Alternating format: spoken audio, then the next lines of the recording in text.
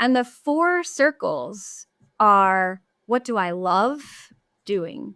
What am I good at doing? Those are two very different things. What does the world need? Another way to say it is, what problems exist that you would love to sink your teeth into and help support? And then what can I get paid to do?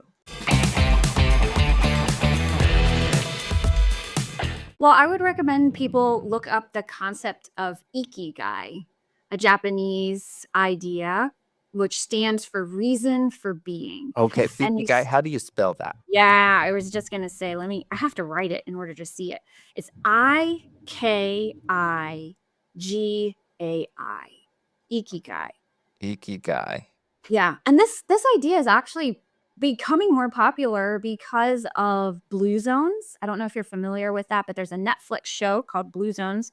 There's also a great book about it, Blue Zones. The idea of Blue Zones are locations on this earth where there are the oldest living human beings. And the author went to these locations to research what is it that contributed to these long living individuals.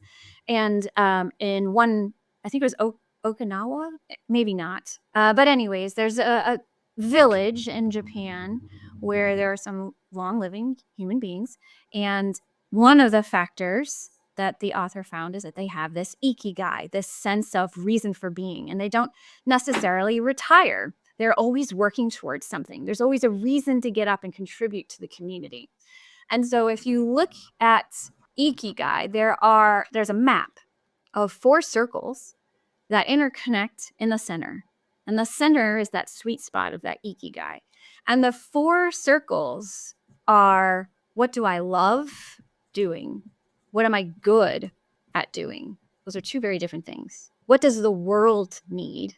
Another way to say it is, what problems exist that you would love to sink your teeth into and help support? And then what can I get paid to do?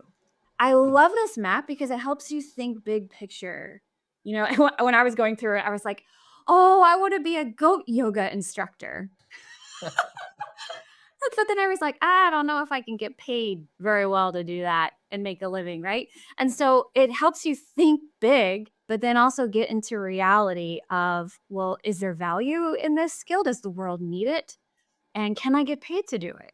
And so when I first started going through this, I realized, gosh, I love teaching and training and helping people learn. And I'm really good at project management. I don't love it though. The world, what does the world need? Oh gosh, we are just stuck. To our point about movement. When we're stuck, we're stale and we're stagnant and we're not creating in the world. So how can I help people become unstuck?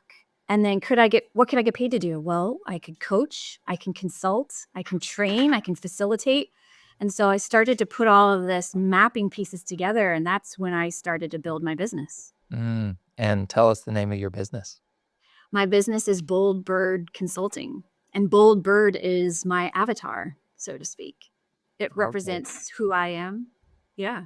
Yeah, it represents who I am. I want to know more about that.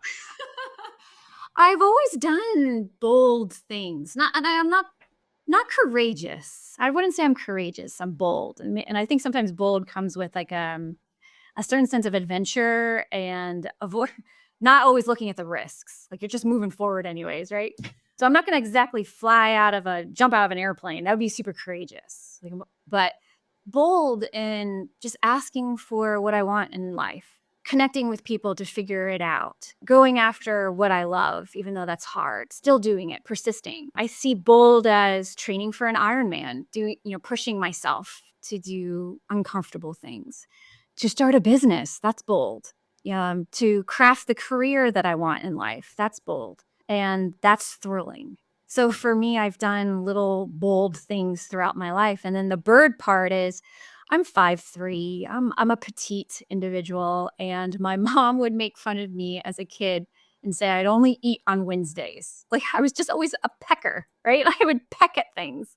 And so here I am. You could see me as maybe this unassuming petite gal, but yet I have bold, fierce energy.